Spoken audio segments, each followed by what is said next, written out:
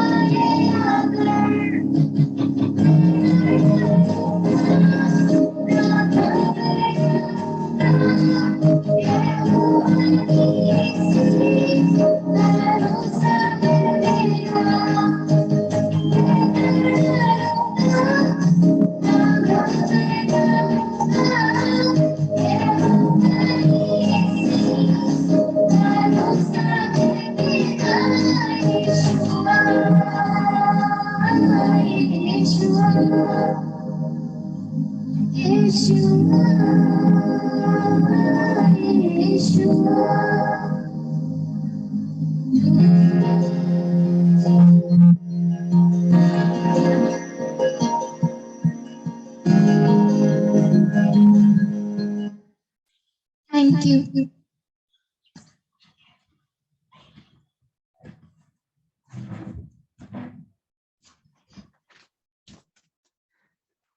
और एक गीत गाएंगे ना, एक ही गीत गाएंगे।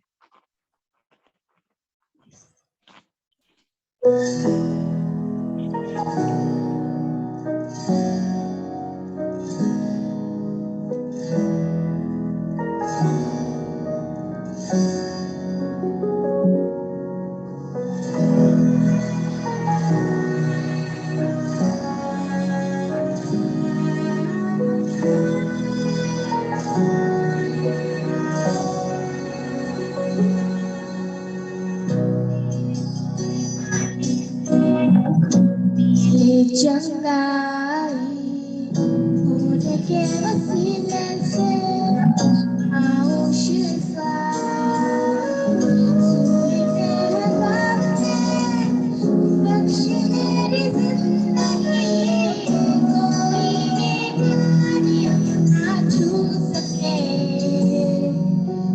चंगा करता है चंगा करता है यीशु तो चंगा करता है जीवन देता है जीवन देता है यीशु तो जीवन देता है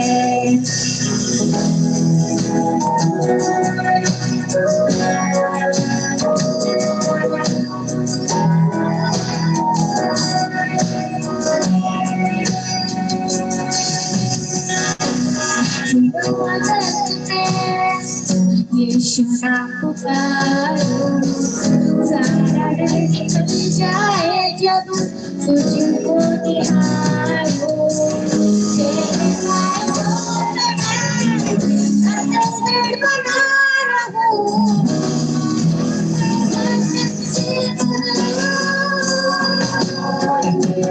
चंगा करता है चंगा करता है यीशु चंगा करता है जीवन देता है जीवन देता है यीशु जीवन देता है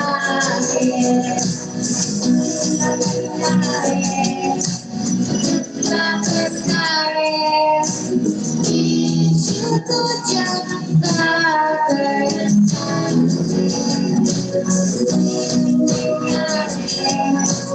जीवन देता है यीशु तो जीवन देता है स्वर्ग से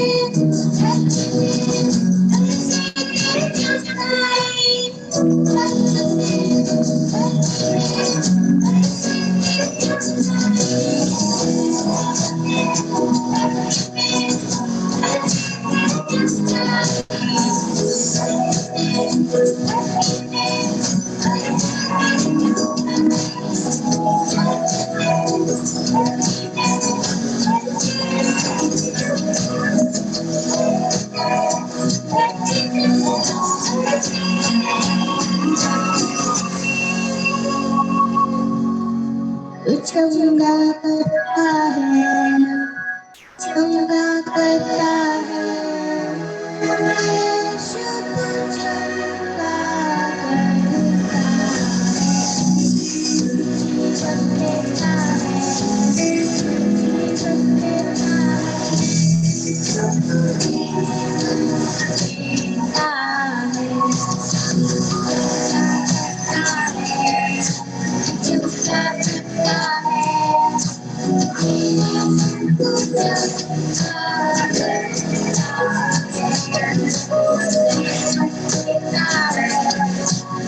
जीवन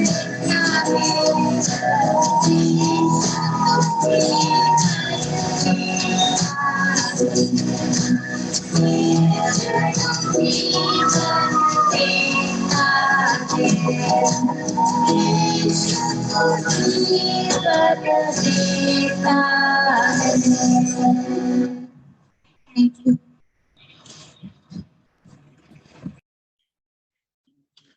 बहुत बहुत धन्यवाद बेटा शारन एंड केरन। आपने बहुत ही मधुर और सुंदर आवाजों के साथ प्रभु की महिमा के लिए गीतों को गाया। प्रभु और भी आशीष दे प्रभु की महिमा के गीतों को गाने में। आज हम गवाही सुनने जा रहे हैं रेचल बोअज के द्वारा।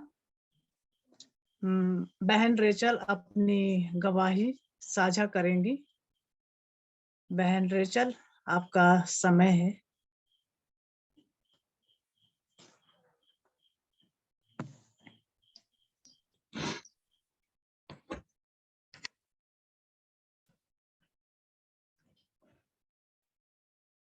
सभी को जय मसीह की।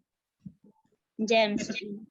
मैं प्रभु को धन्यवाद देती हूँ इस सुंदर समय के लिए जो प्रभु ने मुझे मौका दिया मेरा टेस्टिमनी शेयर करने के लिए। मैं इस ग्रुप के एडमिन्स को भी धन्यवाद देना चाहती हूँ इस समय के लिए। आइए हम प्रार्थना के साथ बैठेंगे क्योंकि प्रभु ने मेरे जीवन में जो अद्भुत कार्य किया है वो सुनकर हम एक साथ प्रभु के नाम की महिमा करेंगे। मेरा जन्म एक मसीही परिवार में हुआ है। मसीही परिवार ऐसा बोलने से अधिक एक सेवक के परिवार में पैदा होने के लिए प्रभु ने मुझे मदद किया। मेरा पेरेंट्स प्रभु का सेवक नीलगिरीस में बाइबल ट्रांसलेशन, कुरुबा ट्राइबल्स के बीच में बाइबल ट्रांसलेशन मिनिस्ट्री में इन्वॉल्व थे। और मेरा नाना नानी, मेरा मामा, सब लोग प्रभु का सेवक लोग ही हैं। और ऐसा माहौल में पैदा होने के लिए प्रभु ने मुझे मदद किया। इसलिए बचपन से प्रभु के बारे में डर में मेरे पेरेंट्स मुझे पाला है। और बचपन से ही मैं प्रभु का वचन सुनने के लिए और वचन सीखने के लिए प्रभु ने मुझे मदद किया। सही समय में उद्धार पाने के लिए 11 साल में मैं उद्धार पाया संडे स्कूल में, और 15वां साल में मेरा बपतिस्मा भी हुआ। ऐसा जब नीलगिरीस में मेरा पापा मामा प्रभु का सेवा कर रहे थे, बाइबल ट्रांसलेशन जो उसमें कुरुमा ट्राइबल्स है, उसका ट्राइबल्स के कोई लैंग्वेज है ही नहीं, उस लैंग्वेज में लैंग्वेज बनाकर उस लैंग्वेज में बाइबल ट्रांसलेट करना था। वो था उनका लक्ष्य, मिनिस्ट्री। और उस समय मेरा I am the fourth one में मेरे 2 भाई है बड़े और मेरा एक बड़ी बहन भी है। मेरी बड़ी बहन को एक 1.5 महीने जब छोटी सी बेबी थी उसको कैंसर से पीड़ित थी, इसलिए कोई आशा नहीं था वो जीवित रहेगा। तो 46 साल पहले की बात है। तो लेकिन उस वक्त मेरा पापा मम्मी लंदन में लिंग्विस्टिक्स पढ़ाई के लिए गए थे, इसलिए उस समय डॉक्टर्स ने ट्रीटमेंट हम करेंगे, अगर ट्रीटमेंट करेंगे तो 1 महीने बच्चे जीवित रहेगा, नहीं है तो कुछ भी हम बोल नहीं सकते, ऐसे बोला। तो फिर भी प्रार्थना की वजह से मैं इसलिए कहना चाहती हूँ कि मेरा जीवन में, हमारा जीवन में पूरा प्रार्थना के साथ, प्रार्थना के असर है सब। तो प्रार्थना की वजह से मेरे बहन अभी भी जिंदा है। तो मैं इसलिए ये कह रहा हूँ क्योंकि इसलिए मैं ये कह रही हूँ कि क्योंकि मेरी बड़ी बहन, उनका तो कोई आशा नहीं था, इसलिए मेरे पेरेंट्स प्रार्थना करके मुझे एक बेटी चाहिए करके प्रार्थना करके मैं पैदा हुआ। इसलिए मेरी बहन के बारे में मैं बता रही हूँ। तो ऐसा प्रार्थना की वजह से मैं जन्म हुआ। ऐसा एक परिवार में पैदा होने के लिए प्रभु ने मुझे सहायता किया। फिर उसके बाद मेरा पापा का वायरल फीवर के वजह से उनका दोनों पैर चल नहीं पा रहे थे, वो पैरालाइज हो गया। तो फिर इसलिए उसके बाद हम नीलगिरी, उस ऊटी, उस पहाड़ी इलाके छोड़कर, क्योंकि वहां पे हमेशा सर्दी का मौसम है, वो छोड़कर फिर हम कोयम्बतूर आना पड़ा। ऐसे फिर उसके बाद 10 साल के बाद मेरा पढ़ाई सब कोयम्बतूर में हुआ था। तब मेरा उद्धार पाया मैं 11 साल में, और 15वीं साल में बपतिस्मा हुआ। उसके बाद प्रभु का आवाज में सुनने लग गया कि प्रभु ने मुझे प्रभु का सेवकाई के लिए बुला रहे हैं। लेकिन मुझे स्पष्ट रीति में कुछ भी नहीं जाना। तो ऐसा हमेशा एक आवाज मेरे दिल में, क्योंकि मैं सोचा कि ऐसा माहौल में है इसलिए ऐसा हो रहा है, क्योंकि सेवक के घर में हमेशा लोग आते रहते हैं। हम भी कई जगह जाते हैं मिनिस्ट्रीज के लिए, पापा मम्मी के साथ मैं भी जाती हूँ केरला में प्रचार करने के लिए। जब पापा जाती है हमेशा कैंप्स, मीटिंग्स, ऐसा एक माहौल में ही मेरा सिचुएशन ऐसा ही था। इसलिए मैं भी, मेरे दिल में भी ऐसा एक इच्छा आया, ऐसा मैं सोचा। लेकिन मैं प्रार्थना किया प्रभु से, प्रभु मुझे एक स्पष्ट रीति से अगर आप मुझे भी प्रभु का सेवा करने के लिए बुला रहे हैं तो मुझे एक स्पष्ट रीति से मेरे से बात करना, तब मुझे पता चलेगा कि मैं भी प्रभु का सेवा करना है। तो फिर ऐसा प्रार्थना करने लगा। और 10th के बाद 11th स्टैंडर्ड में +1 में मैं साइंस ग्रुप लेकर पढ़ाई करती। मुझे साइंस बहुत पसंद था और मेरा कैरियर भी ऐसे ही मैं सोचा था। और साइंस ग्रुप में ग्रुप लेकर मैं पढ़ाई कर रही थी 11th में +1 में। उस समय हम एक यूथ कैंप में गए थे और वहाँ पे भी मेरा मन में यही इच्छा, हमेशा मेरा दिल में यही प्रभु का सेवा करना है, प्रभु का सेवा का बुलाहट मेरे दिल में ऐसा हो रहे थे। फिर मैंने प्रार्थना किया, जब मैं इस कैंप से जाने से पहले प्रभु मुझसे स्पष्ट रीति से मेरे से बात करना कि अगर आप मुझे प्रभु का सेवा, आपका सेवा करना है तो मुझसे पर्सनली बात करना है। ऐसा मैं प्रार्थना किया।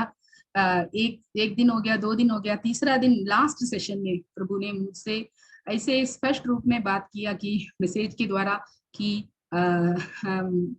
आज तू मेरा खेत में काम करना है। उस वचन के साथ प्रभु ने मुझसे बात किया और मैं अपने आप को प्रभु के हाथों में सौंपा। और वहां पे बेटा आज तू मेरा खेत में काम कर, तो उस प्रीचर ने ऐसा बोला, बेटी लड़कियों भी और स्त्रियों भी प्रभु का सेवा कर सकते हैं, वो भी, उनको भी प्रभु बुला रहे। ऐसा करके स्पष्ट रूप में ऐसा प्रभु का आवाज में सुनने लगा, क्योंकि मेरे दिल में ऐसा उस बोझ के साथ मैं बैठी थी।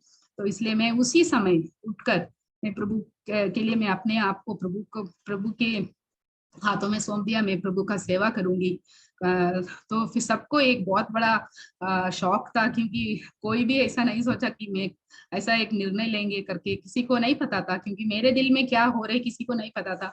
उस वक्त मैं सबके सामने खड़े होकर मैं मेरा निर्णय जब बताया, सबको बहुत शॉकिंग हो गया घर पे भी।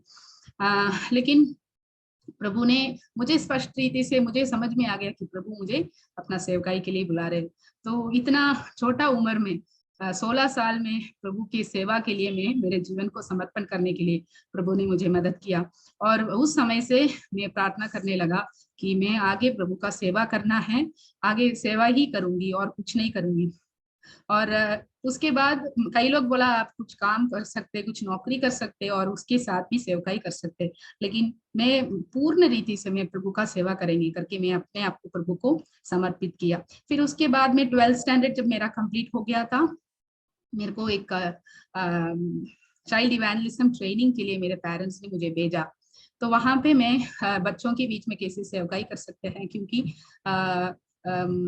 लेडीज के लिए एक बहुत अच्छा सेवकाई है।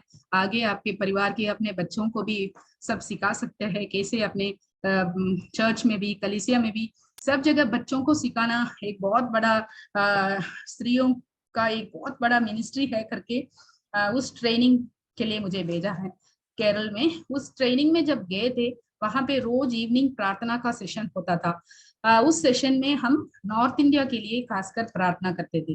तो हर एक स्टेट को याद करके प्रार्थना करते थे। तब प्रभु ने मुझे ये बोझ दिया कि मैं नॉर्थ इंडिया में प्रभु का सेवा करना। तो मुझे हिंदी नहीं पता, हिंदी नहीं जानती हूँ मैं, क्योंकि मैं तमिलनाडु में पैदा हुआ। मेरे को सेकेंड लैंग्वेज तमिल था, इंग्लिश मीडियम में पढ़ाई करते तो फिर सेकेंड लैंग्वेज तमिल था, इसलिए मुझे हिंदी सीखने का और सुनने का भी मौका कभी नहीं मिला। तो फिर मैंने सोचा, प्रभु आप मुझे कैसे नॉर्थ इंडिया लेके जाएंगे, मुझे एक हिंदी शब्द भी मुझे समझ में भी नहीं आते। तो फिर मैं प्रभु के हाथ में अपने आप को सौंप दिया। मुझे कुछ भी नहीं पता था, जो भी प्रभु मेरे जीवन में करना चाहती थी, एक एक स्टेप में जब प्रभु मुझे अगुवाई किया, मैं अपने आप को प्रभु के हाथों में सौंप दिया और कुछ नहीं किया। तो फिर उसके बाद उस ट्रेनिंग से जब मैं बाहर आया, मैं प्रार्थना करना लगा प्रभु मुझे एक नॉर्थ इंडिया में जो सेवकाई कर रहे प्रभु का, उनके साथ में शादी करना और मैं नॉर्थ इंडिया में जाकर प्रभु का सेवा करना। उस निर्णय के साथ में उस दिन से प्रार्थना करना शुरू किया। 4 साल मैं लगातार प्रार्थना किया, प्रभु मुझे एक नॉर्थ इंडिया में सेवा करने वाला एक सेवक चाहिए, उनके साथ शादी करके मैं प्रभु का सेवा करना। ऐसा प्रार्थना करके तो फिर प्रभु ने मेरे जीवन में अद्भुत काम किया। और वो ये भी मैं प्रार्थना किया, मुझे पता नहीं प्रभु 10 फोटो दिखाकर इस फोटो में किसी को सेलेक्ट करो, किससे शादी करना, ऐसा मुझे नहीं पता प्रभु, मैं छोटी उम्र है, मुझे पता नहीं, ऐसा सेलेक्ट करने के लिए मुझे नहीं आता। इसलिए प्रभु मैं ऐसे ही प्रार्थना किया, जो भी मेरा हस्बैंड जो भी है उनको आप पहले लेके आना है प्रभु, वो ही मेरा वो ही मेरा इंडिकेशन होगा कि उनसे ही मैं शादी करना है करके 10 प्रपोजल आना है, ये सेलेक्ट करो, उसमें चूज करो, नो ऐसा कभी नहीं, मुझे कर नहीं सकते हैं। इसलिए जो भी मेरा हस्बैंड है वो पहले मुझे देखने के लिए वो ही पहले आना है, और कोई आना नहीं, और किसी का फोटो भी मैं नहीं देखूंगी करके मैं प्रार्थना किया। ऐसे प्रार्थना करके आगे बढ़ रहे थे। उस वक्त मेरा मैं बोला ना, मेरा 2 बड़ा भाई है, 1 बहन है। मेरी बड़ी बहन को शादी अभी भी शादी नहीं किया, उनका यूट्रस रिमूव किया था उस कैंसर की वजह से, इसलिए वो अभी भी शादी नहीं किया, वो पापा के साथ है।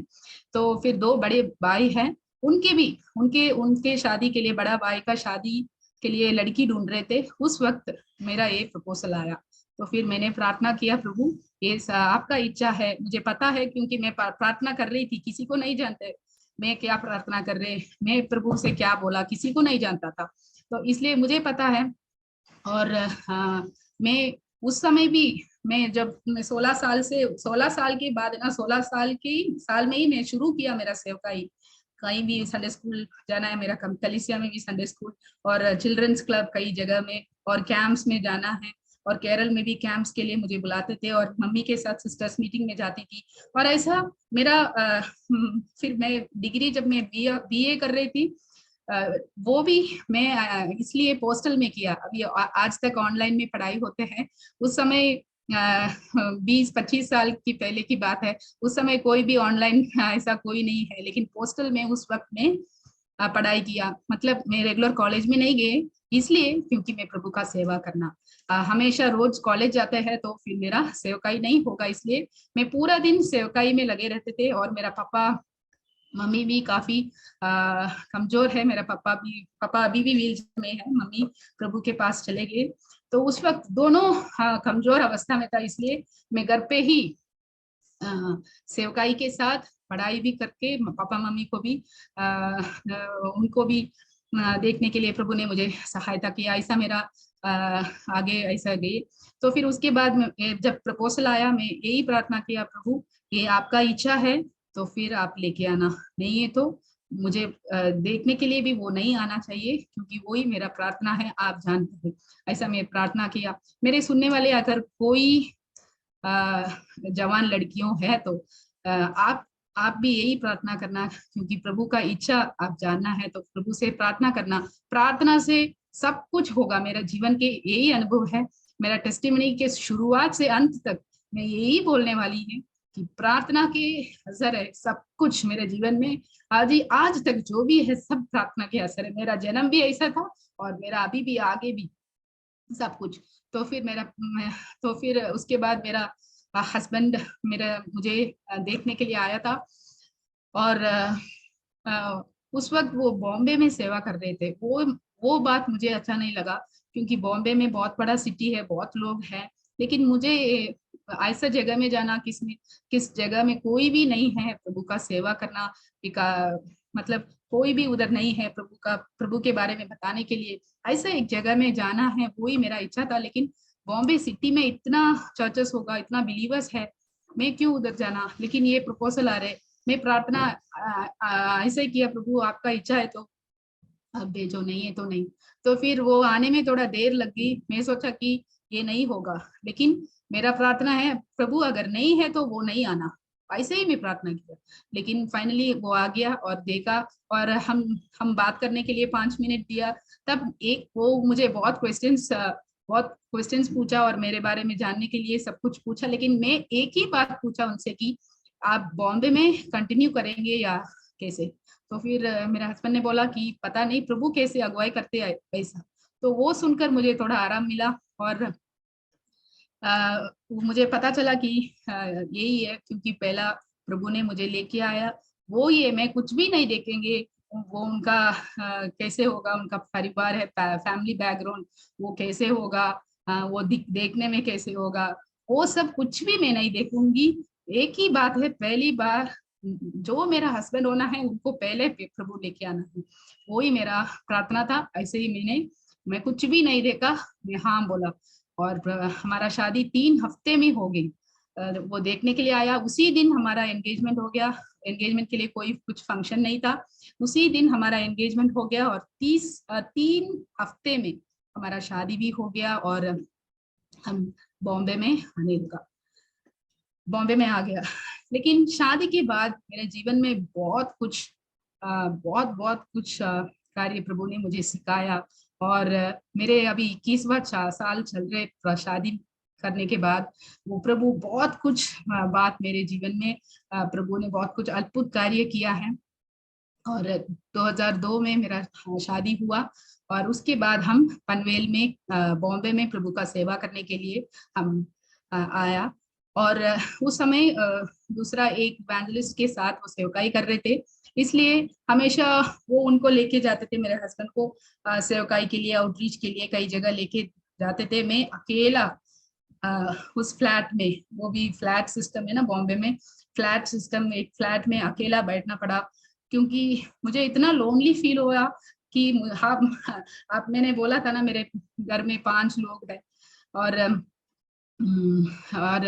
हमेशा लोग आते जाते हैं, इवेंजलिस्ट के घर है इसलिए लोग आते जाते हैं, नहीं है तो हम कहीं जाते हैं मिनिस्ट्री के लिए, हमेशा हमारा घर सुनसान नहीं रहेगा, हमेशा ऐसा एक माहौल में मैं पैदा हुआ। लेकिन शादी के बाद ऐसा अकेला एक जगह में जाकर एक फ्लैट के अंदर बैठना मुझे बहुत मुश्किल था। लेकिन प्रभु ने बहुत सारे मुझसे बात करने के लिए, उस अकेला जो मेरा समय था, उस समय में बहुत कुछ सीखने के लिए प्रभु ने मुझे सहायता किया। और उस समय में हिंदी भी सीखने के लिए कोशिश किया क्योंकि मुझे कुछ भी समझ में भी नहीं आता, अगर बच्चों खेल रहे इधर उधर आवाज आ रहे, कुछ भी एक शब्द में जो मुझे सुनाई दे रहे मुझे समझ में नहीं आएगा। और लोनलीनेस के बारे में अभी मैं बता रही हूँ, आपको समझ में नहीं आएगा क्योंकि अभी सबके हाथ में फोन है। लेकिन उस समय 20 साल के पहले उस समय किसी के हाथ में मोबाइल फोन के समय नहीं था।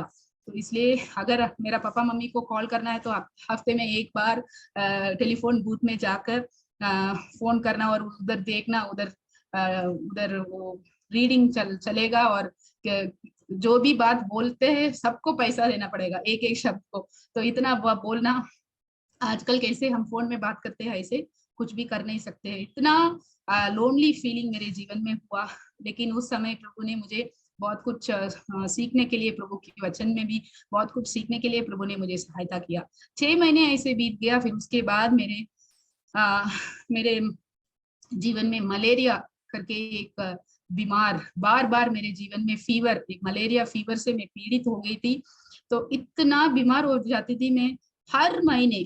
आप पता नहीं आपको सुनने में कैसे लगेगा ये सच या नहीं, लेकिन सच में हर महीने मुझे ऐसा एक मलेरिया का फीवर हो जाएगा। अचानक शाम को, दिन में पूरा अच्छा रहेगा, शाम को मुझे फीवर, घबराहट में शिवरिंग हो जाता था और वॉमिटिंग, एक बूंद पानी भी पी नहीं सकते, जो भी पानी भी मैं पिया तो पूरा मैं उल्टी करूंगी, इतना बुरा हालत हो गया। और मुझे कोई देखा तो मुझे समझ में भी नहीं आता, इतनी पतली होकर बहुत भी कमजोर अवस्था में मैं चलेगी। तो ये तो 1-2 महीने नहीं है, 6 महीने नहीं है, 1 साल पूरा ऐसा मेरा जीवन में दिक्कत हो गया। एक बार मैं और मेरा हस्बैंड को एक साथ भी मलेरिया हो गया, तो फिर हम दोनों, कोई भी सेवा करने के लिए कोई भी नहीं है, ऐसे बहुत मुश्किल में फिर हम केरला जाना पड़ा। केरला जाने के बाद वहां भी मैं मलेरिया से पीड़ित हो गई। फिर वहां से मैं कोयम्बतूर गया, ठीक हो गया करके कोयम्बतूर गए, उधर भी मैं फीवर होकर उधर भी एडमिट किया। फिर उसके बाद हम हैदराबाद गए GFTA कॉन्फ्रेंस के लिए, वहां जाने के बाद वहां भी मुझे फीवर हो गया, फिर वहां भी एडमिट हो गया। ऐसा बहुत 1 साल पूरा हमारे जीवन में, मेरे जीवन में इतना, मैं बहुत कुछ इतना बीमार मेरा जीवन में हो गया। मैं तो कभी नहीं सोचा ऐसा, मैं कभी भी ऐसा बीमार नहीं हुई थी, तो इसलिए बहुत मुश्किल हुआ। लेकिन उस समय भी मुझे पता नहीं चला ये सब क्यों आ रहे। हम प्रभु से प्रार्थना भी नहीं किया, नहीं पूछा कि मेरे जीवन में ये सब क्यों आ रहे हैं। तो ऐसे ही दिन बीत गए।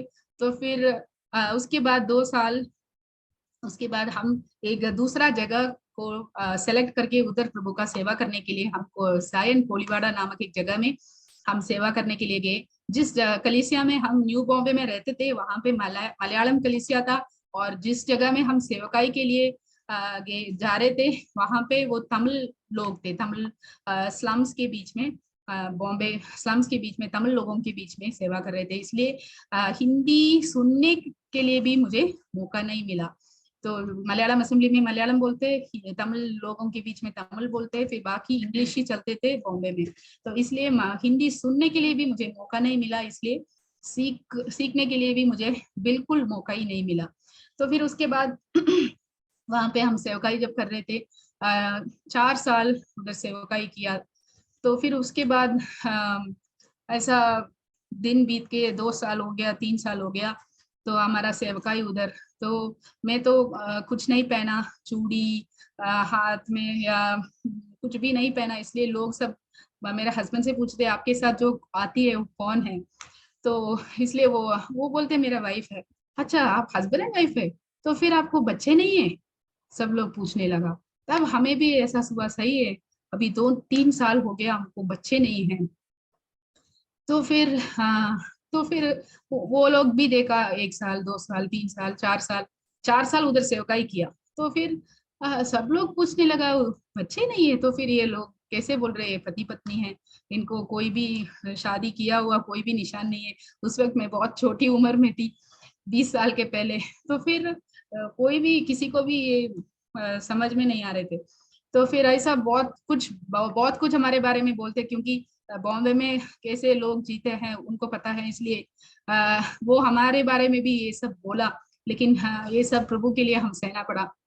फिर उसके बाद में ये बहुत एक मेरे मन में भी एक बहुत दिक्कत आ गया कि हमको बच्चे नहीं है ना, क्या है। तो फिर सब लोग उधर जो कलीसिया में हैं, न्यू बॉम्बे कलीसिया में, वहां पे एक आंटी मुझे हॉस्पिटल लेके गए पहले बार और चेक करने के लिए, और डॉक्टर ने बोला कुछ भी दिक्कत नहीं है, आपका हस्बैंड को लेके आ। हस्बैंड को भी लेके गए, हस्बैंड को भी जांच करा, कोई भी दिक्कत नहीं है, आपको हो जाएगा करके उन्होंने भी हमें भेजा। तो फिर बहुत साल ऐसे ही सालों बीत गए। फिर मेरा इन लॉज की तरफ से वो भी बोला केरला में ट्रीटमेंट करेंगे, आप इधर आ जाओ। लोग सब हमें पूछ रहे हैं आपको अभी भी बच्चे नहीं है करके, सब लोग हमें पूछ रहे हैं, इसलिए आप इधर आ जाओ, हम ट्रीटमेंट करेंगे। चलो फिर हम केरल गए, वहां पे भी मैं ट्रीटमेंट किया, इतना सारा इंजेक्शन, इतना दवाई का ना, सब कुछ किया, लेकिन वहां पे भी कुछ नहीं हुआ। फिर मेरे पेरेंट्स की तरफ से कोयम्बतूर में उन्होंने बुलाया और आप इधर आकर ट्रीटमेंट करो, तो देखेंगे जो भी हम करना है करके वो भी बुला के उधर भी ट्रीटमेंट किया। कुछ भी उस समय भी कुछ भी नहीं हुआ। लेकिन कभी भी हम ऐसा कोई भी नहीं बोला क्यों ऐसा है, प्रार्थना करो या उपवास प्रार्थना करो और जानने को ट्राई करो कि क्या प्रॉब्लम है, क्योंकि आप प्रभु का सेवा ही कर रहे हैं, आपके जीवन में क्यों ऐसा पारिवारिक आशीष नहीं है करके। तो फिर ऐसे बीत गए। हम तो प्रार्थना तो करते हैं क्योंकि सब लोग करते हैं, ऐसे हम भी प्रार्थना करते थे, लेकिन इस विषय के लिए उपवास करके एक स्पेशल प्रेयर ऐसा क्यों नहीं हो रहे, हमारे जीवन को जांचना, वो सब हमने नहीं किया, किसी ने हमें बोला भी नहीं, हमने किया भी नहीं। तो फिर उसके बाद ऐसा बहुत मेरा जीवन में कहीं भी जाने के लिए भी मुझे इच्छा नहीं था, किसी को मिलने के लिए भी मुझे इच्छा नहीं था। मैं इतना मेंटली डिप्रेस्ड हो गई थी कि हर महीने जब 2-3 दिन लेट होते पीरियड्स, तो मैं जांच करते थे, टेस्ट करते थे, हर बार नेगेटिव आते थे, मेरा मन इतना दुख होते थे, अब मैं कभी एक्सप्लेन भी नहीं कर सकते। देखो इतना साल होने के बाद भी वो दुख जब मैं याद करते थे, इतना रोती थी मैं। ये बात मुझे बिल्कुल, क्योंकि बच्चे नहीं है तो वो बात मुझे कभी भी सोच भी नहीं सकते थे, इतना मुझे मेरे दिल में इतना दुख था। तो फिर मैं इतना रोती थी, हमेशा घर पे जब मैं बैठती थी इतना रोती थी, मैं कहीं भी जाने के लिए भी इच्छा नहीं करती थी। लेकिन फिर 6 साल के बाद मेरी छोटी बहन भी थी, इसलिए मैं बोल रही हूँ क्योंकि वो भी कैंसर, उनको भी ब्रेस्ट कैंसर होकर मैं वो प्रभु के पास चले गए, अभी 4 साल हो गया। जब उनका शादी था 2008 में, जब हम उनके शादी में गए थे, फिर मैं बोला मैं कभी भी मैं प्रेगनेंसी टेस्ट में कभी नहीं करूंगी, फिर हर बार नेगेटिव आ रहे, इसलिए मैं कभी करना नहीं चाहती थी। तो फिर लेकिन उस समय में हमेशा प्रभु का वचन हमें मिलते थे, प्रभु का वचन प्रॉमिस, प्रभु हमें हमेशा प्रॉमिस देते थे कि मैं आपके बच्चों को मैं आपको बच्चों देंगे, आशीष करेंगे, ऐसा आपका संतानों के ऊपर, ऐसा बहुत सारे प्रभु का प्रॉमिसेस मुझे मिलते थे। लेकिन प्रभु ये सब कब होगा, ये सब मुझे वचन तो मिलते हैं, लेकिन ये सब कब होगा करके, अगर सारा जैसे बहुत उम्र बुढ़ी होने के बाद मेरे को बच्चे होते तो कैसे है, ये सब मैं सोचती थी। फिर उसके बाद मेरी छोटी बहन की शादी के लिए हम केरला गया, और मैं बोला मैं कभी ट्रीटमेंट नहीं करूंगी, मैं कोई भी प्रेगनेंसी टेस्ट भी नहीं करूंगी, प्रभु कब देगा तो देंगे, तो करके मैं किसी से भी कुछ भी बोलने के लिए भी मुझे इच्छा नहीं था। तो फिर मेरे बहन की शादी में गए, उसके बाद रिसेप्शन के लिए कोयम्बतूर गए। उस वक्त मुझे बहुत टायर्डनेस लगा, मुझे चक्कर आ रहे, मुझे बहुत कमजोर, ऐसा थकावट फील हो रहे, ऐसा करके मैं बोला उनके शादी के बाद। तो फिर मम्मी ने पूछा कि ऐसा कुछ है, तो फिर मुझे याद आया कि 2 महीने हो गया, चलो फिर डॉक्टर के पास जाएंगे। तो फिर मैं बोला मैं घर पे मेरे हाथ में टेस्ट नहीं करूंगी, मुझे नहीं चाहिए, मैं नहीं करूंगी। तो फिर मैं सब वो जबरदस्त मुझे डॉक्टर के पास लेके गए, वहां पे कंफर्म हो गया मेरा प्रेगनेंसी। जिस डॉक्टर से मैं ट्रीटमेंट किया सालों पहले, उसी डॉक्टर के टेस्ट किया और मेरा पॉजिटिव था। बहुत खुश हो गया, तो कैसे उसके बारे में बोल भी नहीं पाई, इतना खुश। फिर तुरंत हमारा शादी के बाद जब इधर वापस बॉम्बे में आना, वो ट्रिप कैंसिल करके मैं उधर ही बैठी थी, क्योंकि रेस्ट करना, इतना साल के बाद हुआ करके रेस्ट करना, ऐसे बोलकर। फिर बाद में क्या हुआ, 2-3 हफ्ते भी आगे नहीं चला, वो मिसकैरेज हो गया। तो बहुत बहुत और दुख हमारे दिल में हुआ कि क्यों ही प्रेगनेंसी टेस्ट, वो क्यों ही प्रेग्नेंट होकर अभी इतना, तो अबॉर्शन भी हो गया। बहुत ही दुख हमारे जीवन में हुआ।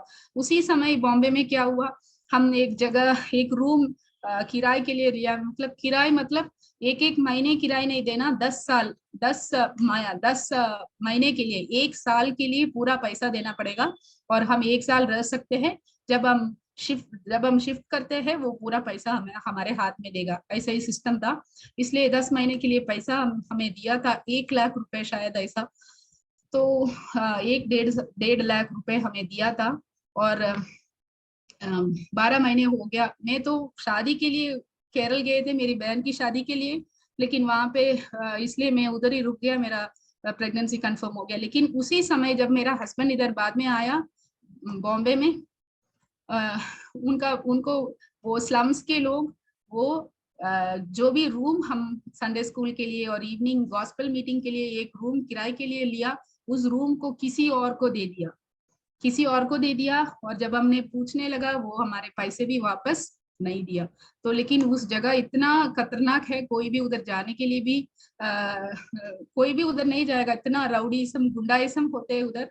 इसलिए उधर अभी उनसे पैसा वापस मांगते तो हमें कुछ भी करेगा, इसलिए हम उनसे पैसा भी नहीं मांगा। फिर बाद में वो थोड़ा अमाउंट दिया, अभी तक बाकी अमाउंट अभी तक नहीं दिया, और वो घर किसी को किराए में किसी को दे दिया, और पैसा भी हमें वापस नहीं लौटा।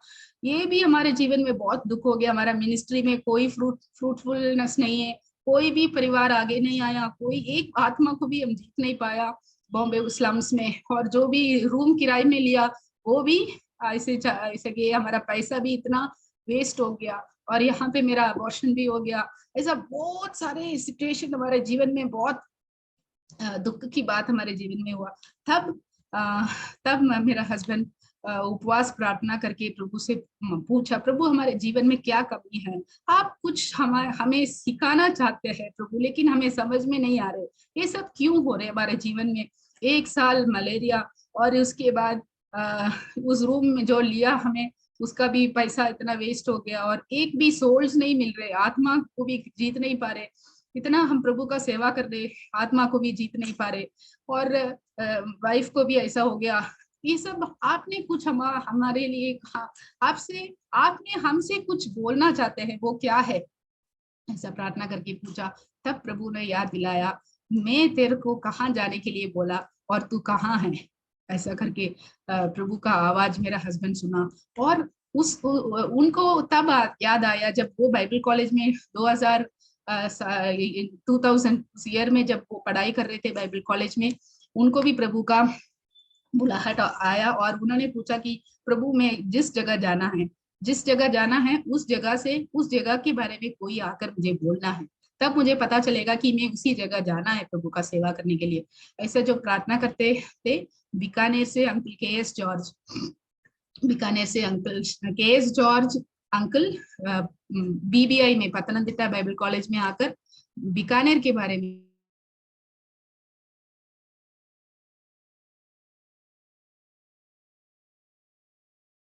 बात, बीकानेर में सेवा करने के लिए कोई जवान भाई चाहिए। तब मेरा हस्बैंड को ये समझ में आ गया कि उनको प्रभु का बुलाहट हो रहे है, क्योंकि उनके दिल में प्रभु ने पहले से बात किया था कि वो प्रभु का सेवा के लिए निकलना। तब वो निर्णय लिया कि वो बीकानेर जाएंगे, लेकिन वो पढ़ाई भी डिसकंटिन्यू किया, बाइबल कॉलेज में पढ़ाई भी डिसकंटिन्यू करके वो बीकानेर जाने के लिए निर्णय लिया। लेकिन सब लोग डिस्करेज किया, क्यों अभी जवान है, छोटा है, वो राजस्थान मरुस्थल में जाकर क्या करेंगे, आप पापा मम्मा को एक ही बेटा है, इतना दूर जाके कैसे सेवा करना, तो आप बॉम्बे जाओ करके उन्होंने बॉम्बे, ऐसा सब लोग चर्च में भी सब लोग प्रार्थना करके उनको बॉम्बे भेजा। बीकानेर के बारे में उस वक्त ऐसे ही भूल गए थे। सालों साल, इतना साल के बाद अभी 2009 में, जब 2008 नवंबर में मेरा अबॉर्शन हो गया, तब ये बुलाहट 8 साल के बाद प्रभु ने याद दिलाया। तब उन्होंने निर्णय लिया, प्रभु मुझे अभी समझ में आ गया मैं कहाँ जाना है, मैं बीकानेर जाना है। जो बुलाहट आपने मुझे 8 साल पहले दिया, अभी मैं करूंगी, अभी मैं करूंगा करके मेरा हस्बैंड निर्णय लिया। और मैं बोला चलो ठीक है, मुझे पता नहीं, कभी बीकानेर के बारे में सुना नहीं, लेकिन बॉम्बे में एक दुकान हम देखा, बीकानेर स्वीट्स करके, हमेशा एक दुकान को देखते हैं, बीकानेर वो कहाँ है, ऐसा कई बार हम सोचते थे, लेकिन बीकानेर के बारे में कुछ भी मैं नहीं जानती थी। इसलिए मैं बोला हम एक बार बीकानेर जाकर देखेंगे कैसे उस जगह, हम शिफ्ट होने से पहले एक बार बीकानेर जाके देखेंगे। लेकिन हम पति पत्नी दोनों बैठ के प्रार्थना करके निर्णय लिया और प्रभु के हाथों में हम अपने आप को समर्पित किया और बोला कि हम जो भी सिचुएशन है, अगर कोई भी अभी कुछ भी रुकावट करे, हम बीकानेर जरूर जाएंगे करके निर्णय लेकर फिर हम एक बार इधर आने के लिए प्रभु ने मदद किया। तो फिर ऐसा एक बार देखने के लिए आया और इधर देखा, इधर आया 2009 मार्च में इधर आया और जोधपुर में मेरे आंटी हैं, उधर भी गए और हनुमानगढ़ में गए और बीकानेर, इन सब जगह एक बार आया और बीकानेर में बोला कि हम बीकानेर आना चाहते हैं, प्रभु ने हमें इधर बुलाया है, हम आना चाहते हैं करके बोला। सब खुशी हो गया सबको और हम एक किराए के लिए घर भी इधर देखा, सब घर सब देखकर तैयार होकर हम जाकर अभी शिफ्ट होके इधर आएंगे करके हम वापस चले गए। मार्च 2009 मार्च में जब हम वापस गए, अगले दिन अगेन मेरा प्रेगनेंसी कंफर्म हो गया। तो नवंबर 2008 में जब अबॉर्शन हुआ, डॉक्टर ने बोला 3 महीने आपको अभी कुछ बच्चे नहीं होना, क्योंकि आपका यूट्रस बहुत वीक है, तो इसलिए केयरफुल रहना है। लेकिन उसके बाद मार्च में जब हम बीकानेर विजिट करके गए, तुरंत उसी महीने प्रभु ने हमें आशीष किया, वही मेरी पहली बेटी, वो पहले गीत गाया, वही मेरा पहली बेटी है, बड़ी बेटी है, उसको प्रभु ने मुझे दान के रूप में हमें दिया। फिर हम उसके बाद एक साल के बाद जब बेटी पैदा हुआ, तो छोटी बच्ची है इसलिए उनको तब नहीं लेके गए, 2009 अक्टूबर में वो पैदा हुआ। फिर 2010 में हम बीकानेर आने के लिए प्रभु ने हमें सहायता किया, हम पूरा शिफ्ट करके बीकानेर में पूर्ण समय प्रभु के लिए सेवा करने के लिए हम बॉम्बे छोड़कर फिर हम बीकानेर शिफ्ट हो गया। बीकानेर आने के बाद फिर प्रभु ने 2 और बच्चे प्रभु ने हमें दिया और आशीष दिया। हम कभी भी फिर उसके बाद नहीं सोचा, प्रभु ने हमें एक बच्चा दिया, बस मुझे यही काफी है, मुझे कुछ भी नहीं था। वो भी 7 साल हो गया, कुछ भी नहीं था, 1 नहीं, 2 नहीं, 3 नहीं, 4 नहीं, 5 नहीं, अभी बोलने से ही कितना देरी लग रहा है ना, 6 भी नहीं, 7 साल। तो एक एक करके बोलने से इतना देरी लगता है, तो फिर वो इंतजार करने में कितना लगता है मुझे पता है। लेकिन प्रभु ने मुझे सिखाया कैसे इंतजार करना, प्रभु के सन्मुख कैसे वेट करना, और प्रभु हमसे क्या बात करना चाहते हैं।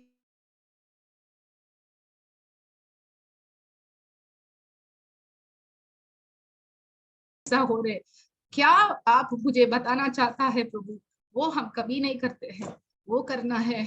मेरे प्रियो, जो भी मुझे मेरे आवाज सुन रहे, जो भी आप हैं, आपके जीवन में जो भी आशीष के लिए आप वेट कर रहे हैं, क्यों ऐसा हो रहे है, ऐसा प्रभु से पूछो, प्रभु जरूर बोलेगा।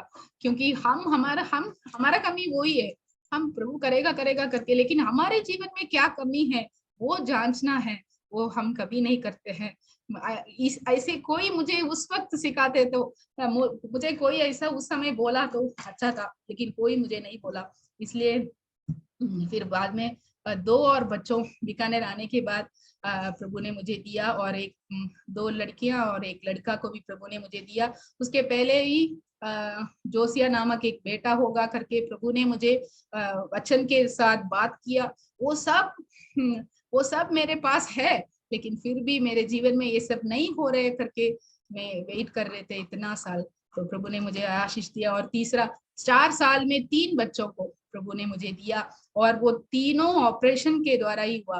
और 2008 से 2013 तक 5 साल मुझे 5 ऑपरेशन करना पड़ा, लेकिन इन सब में प्रभु का हाथ मेरे साथ था। और लास्ट डिलीवरी में बहुत ही मुश्किल समय था। मैं बिस्तर में लास्ट समय डॉक्टर ने बोला बेबी मूवमेंट नहीं है बिल्कुल, हम बोल नहीं सकते हैं कुछ भी। 8वां महीने में सिसेरियन करने के लिए लेके गए। उस वक्त मुझे भी बुखार, शुगर, बीपी सब बढ़ गया, टेम्परेचर भी बहुत हो गया, मेरा काशी इतना हो रहे थे। तो फिर डॉक्टर ने बोला अभी बेबी जिंदा है या नहीं मुझे पता नहीं, बिल्कुल बेबी मूवमेंट मेरे को नहीं था। तो फिर ये सब प्रभु ने मुझे मदद किया। वो सब डॉक्टर ने एक बहुत बड़ा कुछ लिख कर दिया, साइन करो, इसको पूरा पढ़कर साइन करो। हॉस्पिटल कुछ रिस्पॉन्सिबल नहीं है, अगर कुछ हुआ तो माँ को भी कुछ हो सकते हैं, बेटा को भी, बच्चे को भी कुछ हो सकते हैं, हमें कोई गारंटी नहीं है। इसलिए हम हमारे कुछ भी जिम्मेदारी नहीं है करके एक बहुत बड़ा साइन, बहुत बड़ा लिखकर एक साइन करने के लिए बोला। तब मैं प्रभु ऐसा हो जाएगा तो कैसे होगा। मेरा 2 बच्चे हैं, छोटी छोटी बच्चे हैं, 3 साल ही था, मेरी बड़ी बेटी को 3.5 साल था, और मेरी छोटी बेटी को 1 ही साल था। तो फिर अभी मैं क्या होगा मेरे साथ, मेरे को बच्चे नहीं है। अगर जब प्रभु आप बच्चे देकर मुझे आपके पास बुलाएंगे क्या, ऐसा मैं बहुत उस समय मुझे बहुत कंफ्यूजन में था। उस बिस्तर में लेटकर मैंने निर्णय लिया, प्रभु अगर मुझे एक जीवन आपने एक्सटेंड करके देते हैं, मैं आपके लिए जीऊंगी करके। उस हॉस्पिटल बेड में मैं एक और बार प्रभु को, अपने आप को प्रभु के हाथ में सौंप दिया, और मैंने निर्णय लिया, प्रभु आगे मुझे जीवन दिया तो आपने मुझे बीकानेर बुलाया, अभी आगे आपका सेवा करना है, इसलिए आपने मुझे जीवन दिया है तो मैं आपके लिए जीऊंगी और आपके लिए जिएंगे करके उस बिस्तर में निर्णय लिया। और मैं ऑपरेशन थिएटर को लेके गए मुझे, और ऑपरेशन करके मेरा बेटा को मेरे को दिखाया और बोला कुछ भी श्वास नहीं है इसको, हम आईसीयू में रखेंगे, एनआईसीयू में रखेंगे, कुछ बोल नहीं सकते हैं करके। तो फिर 1 हफ्ते के बाद प्रभु ने मुझे जिंदा मेरा बेटा को भी दिया, मुझे भी कुछ भी उसके बाद कुछ भी नहीं हुआ। प्रभु ने मुझे जिंदा, प्रभु अभी तक मुझे रखा। और सब लोग पूछा 3 सिसेरियन हो सकते हैं क्या, मैं बोला मुझे पता नहीं, लेकिन प्रभु ने मुझे जीवन दिया। 4 साल में 3 सिसेरियन होने, प्रभु ने ये सब अनुभव करने के लिए प्रभु ने मुझे मदद किया। और प्रभु हमें सहायता करे। और उसके बाद मैंने निर्णय लिया मैं प्रभु के लिए जीऊंगी और मैं प्रार्थना के लिए बहुत समय में प्रार्थना में समय बिताएंगे, ऐसा निर्णय लिया और प्रभु के हाथ में मैं अपने आप को सौंप दिया। उसी टाइम मैं और प्रभु के पास करीब जाने के लिए प्रभु ने मुझे मदद किया और तीनों बच्चों को एक सिचुएशन में तीनों बच्चों को हम प्रभु का सेवा के लिए दिया है। हम सब हमारे लिए प्रार्थना करना है। आगे हम प्रभु का सेवा करके बीकानेर में प्रभु का सेवा करना और यहाँ पे भी यहाँ आने के बाद काफी सोल्स को आत्माओं को जीतने के लिए भी प्रभु ने हमें सहायता किया। बॉम्बे में इतना साल मेहनत किया फिर भी इसलिए मैं वो बोला। और अभी प्रभु ने हमें आत्माओं को भी दिया है, बच्चों को देकर आशीष किया, सब कुछ प्रभु ने हमें दिया। और बीकानेर में 9 साल किराए में एक घर में रहते थे, उसके बाद अभी प्रभु ने हमें खुद का घर भी दिया है। वो भी प्रभु का वायदा था, वो भी प्रभु का वायदा प्रभु ने पूरा किया। वो सब बोलने के लिए बहुत कुछ है लेकिन समय नहीं है, समय खत्म हो रहा है, इसलिए मैं वो सब कुछ बोलना नहीं चाहती हूँ। सब कुछ प्रभु का वचन वायदा किया और लोन भी हमें नहीं मिलेगा, हम दोनों नौकरी नहीं करते हैं इसलिए सैलरी का सर्टिफिकेट कुछ भी नहीं है, इसलिए हमें कुछ भी लोन नहीं मिलेगा। लेकिन अद्भुत तरीके से प्रभु ने हमें एक घर भी खुद का घर प्रभु ने हमें दिया और सेवकाई के लिए एक गाड़ी भी दिया। सब कुछ प्रभु ने हमें आशीष दिया। इसलिए मैं बोला शुरू से अभी तक जो भी हमारे जीवन में है सब कुछ प्रार्थना के असर है और कुछ भी नहीं बोल सकते मैं। प्रभु हमें अभी तक सहायता कर रहे, मदद करे। मेरे इन-लॉज भी इधर थे, अभी वो विंटर्स स्टार्ट हो रहे इसलिए वो वापस केरल में चले गए। अभी डैडी को बहुत कमजोर अवस्था में है, डॉक्टर ने बोला कुछ भी कर नहीं सकते, अभी इतना उम्र हो गया तो ऑपरेशन कुछ नहीं कर सकते, हार्ट बहुत डैमेज हो गया, तो इसलिए उनके लिए भी प्रार्थना करना। हम इधर सेवा कर रहे हैं इसलिए हमारा पेरेंट्स को प्रभु ने उधर संभाल के रखना और प्रभु का समय में प्रभु सब कुछ करेगा, लेकिन उस समय तक आराम से कुछ भी दिक्कत नहीं होना, क्योंकि हम बार बार जा नहीं सकते, इतना दूर है। तो इसलिए आप लोग प्रार्थना में रखना, मेरा इन-लॉज को, डैडी को प्रार्थना में रखना और हमारा परिवार को भी आप प्रार्थना में याद करना। प्रभु हमें सहायता करे, मदद करे। इस टेस्टिमनी के द्वारा प्रभु की नाम की महिमा हो जाए और जो भी हमारे जीवन में प्रभु, मेरे टेस्टिमनी से, मेरा जीवन के अनुभव से मैं ये बताना चाहती हूँ कि एक प्रार्थना सुनने वाला परमेश्वर आज भी जीवित है। तो इसलिए प्रार्थना के साथ, प्रार्थना के लिए असंभव बात कुछ भी नहीं है प्रभु के लिए, इसलिए प्रार्थना के साथ सब कुछ हो सकता है। प्रभु इस गवाही के द्वारा हमें मदद करे। प्रभु की नाम की महिमा।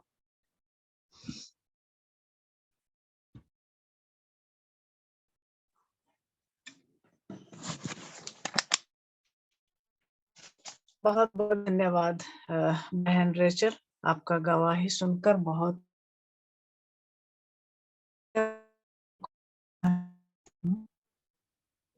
प्रभु ने आपके जीवन में कैसे अद्भुत काम किया है। आपने बचपन से प्रभु के भय को जाना, प्रेम को जाना, सच्चाई को जाना है और अद्भुत रीति